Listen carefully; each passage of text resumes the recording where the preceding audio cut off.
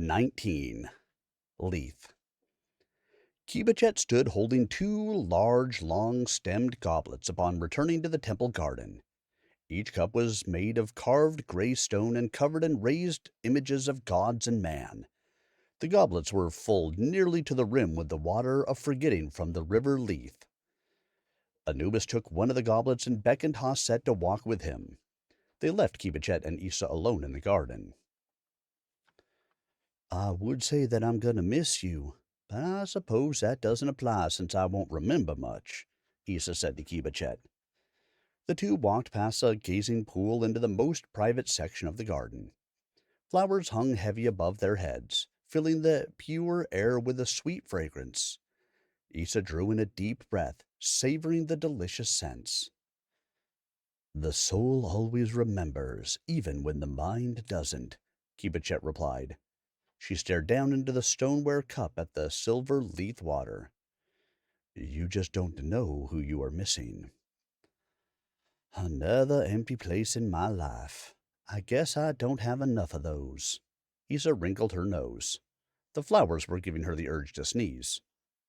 "My family doesn't support me in much of anything, and I have to go back, look over my shoulder constantly, and be put down all the time. It's trying, to say the least." Khebechet hissed slowly, a sound like steam rising off a hot metal. "Friends are the family you choose. I've always been there for you, even if I can't do much from here. Please, my sister, listen not to the opinions of idiots." Issa nodded. "I try, but it's constant.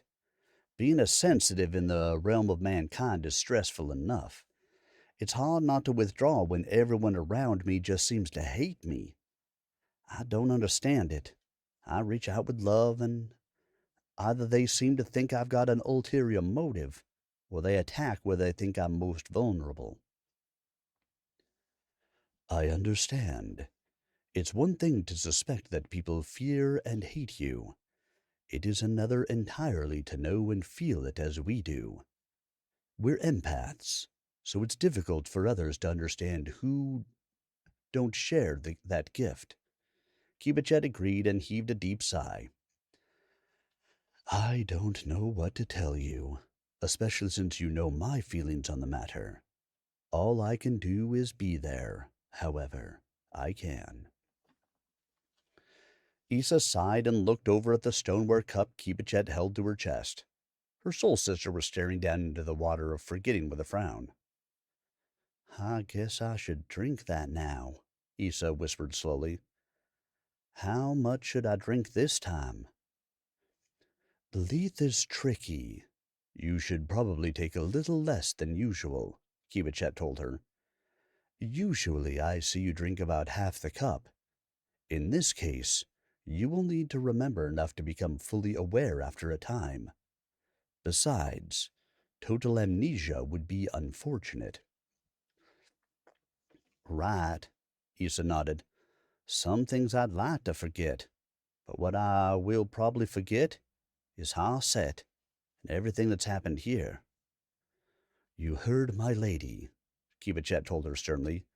"Your paths will diverge for a time. As I told Ha-Set several millennia ago, you two will see each other again. Besides, when we hunt, you will have plenty to occupy you." "All right, then, I'm ready," Issa said. She took the goblet and glared forlornly at the sparkling fluid inside. "I will remember it all in time?" She sighed. "Then just enough for peace. It will be time to begin to know my duty when you come. Just maybe, perhaps some day, we can be happy after I've fulfilled my promise," Issa whispered, and tilted the goblet to her lips. She swallowed 7 times. Her eyes were sad as she handed the cup to Khebechet. "Bast, Anubis, and others will help when it is time, sister. Have faith that all will be well." Khebechet hugged her fiercely. She wiped a tear as she stepped back. You won't remember what happened here, but don't forget to have some fun when you get back, okay? Khebechet grinned a little through her tears. Come, Anubis is almost finished talking to Ha-Set. Anubis pulled Ha-Set aside and led him through his temple to the observatory, where they could see the stars. Ha-Set quietly spoke first. I will take the Lethe, Ha-Set told Anubis resolutely. I want to forget all this mess and go on with my life. I'm young and have a lot of time ahead of me to move on. I want to go do things and see things. Anubis grinned, showing his teeth. Ah, yes, ever the wanderer you are. But you are correct in that you need to live your life without being buried in the horrors you have seen. You and Isa will need to choose your paths from here. You will need to decide how much Lethe to drink before leaving, Anubis told Ha-Set. For your service, it is not required. Consider, however, it will bring you some measure of peace. I don't want to forget everything, Ha-Set replied, looking over his shoulder at the door where Isa had exited. He did not elaborate. Instead, Ha-Set chose to keep his own counsel. Anubis knew his intent. The young man could be read again since he no longer held the Spear of Destiny. Anubis continued. If there is anything from your time here that you feel you must remember, hold it in your mind as you drink so that it is not washed away. Keep it close to you as you return through the veil. The memories that you wish to leave behind shall not return until you again cross to our side when you leave your mortal skin in death of the flesh. What a forgetting, Ha-Set murmured thoughtfully as he accepted the gray stone chalice from Anubis. I can drink a little and forget a little, or I can drink all of it and forget everything. He contemplated the cup he held. As with all things, it is a matter of free will, Anubis told his companion. Your strength of spirit will require more than a sip. If you drain the cup, you will have no memories from your time on this side of the veil or past lives until you truly wish to remember. That is a lot of fluid. I'll probably have to take a piss, Ha-Set grinned. Irreverent as always, Anubis said dryly. Ha-Set tipped the cup to his lips and drank 12 swallows.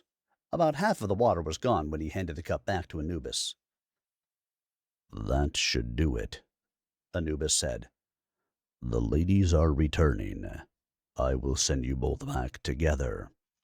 Skuld has arranged for Brian to meet you for a ride home, since you can't just pop out anywhere while you possess your mortal form still. You need to emerge from the Rainbow Bridge at a stable gate location. Isa can't carry him now, Ha-Set observed. I hope we don't have to jump off a cliff again. Not in a manner of speaking, no. Although you might have to help her get down from your climb, Anubis told him with a slight grin. Where are you sending us? Ha-Set asked Anubis. The humans currently call the place Ozone Falls, Anubis told him. The falls are full and will allow you to emerge in full sunlight about halfway down while the light is angled for the rainbow. Oh boy. Ha-Set remembered the difficult rock faces at Ozone. I've climbed there recreationally, he told Anubis with concern. It's dangerous, and Isa won't be able to fly anymore. So how do we get her? Down? Anubis interrupted. It's no more dangerous than what you've already undertaken. Have a little more faith in her than that. I'll try to remember that when she's panicking, Ha-Set replied dryly. They heard the door open behind them and turned around. Ha-Set knew his concerns were well-founded when he saw them walk in. Isa's eyes were an even blue-green again and looked somewhat glassy. Her hair was quickly lightening from blue-black to light reddish-brown and shortening. As he watched, she folded her increasingly transparent wings down into her aura, where she again hid them. If he hadn't known her nature, he would have thought her just an ordinary girl. Nice disguise, he muttered. What? She responded, slightly confused. Never mind. Ha-Set took her hand. Let's go. Anubis guided them out of the temple and to the gate at the edge of the garden. The tall figure again slid his talons between realms and pulled the veil aside, as if drawing a curtain away from a window. A different world revealed itself in the opening. Bright light assaulted their sight, and the sound of falling water roared in their ears from below. The rainbow sparkled with moving water droplets, brilliantly colored in warm and cool hues. Its transparent light ended on a damp, gray rock face. Holding hands, the two teens stepped out on the rainbow bridge as their other companions slowly faded away behind them. Here, take hold of this, and whatever you do, don't let go. With that instruction to Mary Lou, Kenneth placed her hands carefully on two solid rock outcroppings. He jumped for his own handhold when all sense of anything else solid vanished. Just as he'd predicted, Mary Lou began to realize just how far up she was. She had no rope and couldn't fly. The result of that realization was also just as bad as he'd thought it would be. Can? She managed to gasp. Her voice was higher than normal and ended with a choked squeak. How do we get down? I'm working on it. Now hush, Kenneth told her sternly. For starters, stay calm while I look at where we are. He made an effort not to swear. He settled for grinding his teeth. She was in a precarious position and would have to go sideways before she could go down. He was in a better position with more hand and footholds. You're gonna have to come to me, Kenneth told her. We have to go to the right about 50 to 80 feet. The climb will be easier from there down. How? She asked with a tremble in her voice. There was nothing but open air beneath her where she clung to the side of the cliff face. Mist from the waterfall filled the air and began soaking through her clothing. The rocks beneath her fingers were slick with moss and damp. Silver sparkles lingered behind her eyes every time she blinked. The Lethe still slithered through her thoughts, blurring her memories and perceptions. I'm scared. I'm stuck. And to make this worse, the Lethe is making me dizzy, Mary Lou complained. But at least my hair isn't falling in my face. She didn't remember putting on a barrette this morning, but the one in her hair seemed to be doing its job. Far below, she could see the rocks of the cliff face underneath them come up at an angle. If she tried to go straight down, she would fall because the cliff's rocks would simply be out from under her. It was impossible to go upward as the cliff face curved up and angled out way past their heads. She saw that to the right of them, Kenneth was correct. It would be the only way down without letting go and falling the last 50 feet to the rocks below. Eyeing it, Mary Lou realized the rock face, far to their right, straightened out enough to do a vertical climb down, if she could manage to move. Keep 3 points of contact at all times. Move slow. I can't do it for you. You have to do it yourself, Kenneth told her firmly. Look and feel as you go. Don't try anything fancy. You've had the strength training. You can do this. I can do this, Mary Lou repeated, and tried to slow her racing heart. She had no choice but to trust him once again. Carefully, she shifted her weight and let go with her right hand. She felt along the sharp edges of the damp rock for another handhold. Kenneth caught his breath and held it as he watched Mary Lou slowly shift position and shift again. There you go, he told her with a slight grin. His own nerves wouldn't help her at all. Now, just stay calm and follow me. Slowly they made their way across the rocks. They were part of the way across when Kenneth also experienced a wave of disorientation. He struggled to remember how he got where he was and shook his head to clear to the cobwebs. Are you okay, Ken? Mary Lou asked with concern. The Lethe is getting to me, too, Kenneth told her. We have to get down as quickly as possible, he muttered to himself. This is gonna feel like one hell of a hangover tomorrow. Damp and dirty, the two teens inched down the rock face the last few feet to the bottom. Mary Lou could hear Brian's familiar voice as he hailed them from across the rushing water below Ozone Falls. When Mary Lou's feet eventually touched the broken slate-gray rocks at the bottom of the falls, she found that her trembling knees could no longer support her. A nearby flat rock became her savior as she collapsed from fatigue. She could feel the edge of an asthma attack threatening to close her throat and fought panic as she remembered she had no inhaler with her. She forced her shaking body into relaxation as she refused to hyperventilate and make it worse. To her relief, the pressure in her throat gradually eased, and she was able to enjoy the beauty of her surroundings. You okay over there, Mary Lou? Kenneth called to her as he looked up at Brian, waving at them from across the pool at the base of the falls. I just need to sit here for a few minutes and rest, she replied weakly. Kenneth nodded and stretched. He was relieved that they had both safely gotten down off the cliff. The pain in his forearms and neck drew his attention. He gingerly placed the fingertips of his right hand to his neck. He was puzzled when they came away bloody and with charred flakes of skin on them.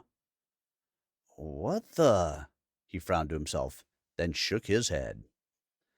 He looked up to see Brian picking his way over the rocks towards him. Hey, guys, Brian greeted them excitedly. What the heck happened to you, and where's the spear? It went the way of Mount St. Helens, Kenneth snarked, baring his teeth slightly. You look like hell, and you're bleeding, Brian said as he looked over them in concern. Well, man, that's what happens when you're dragged through it, Kenneth replied with a careless shrug. How's Mary Lou doing? Brian asked. Issa's fine, just tired from the climb, Kenneth said. Who's Issa? Brian asked in confusion. What? Kenneth asked him in return.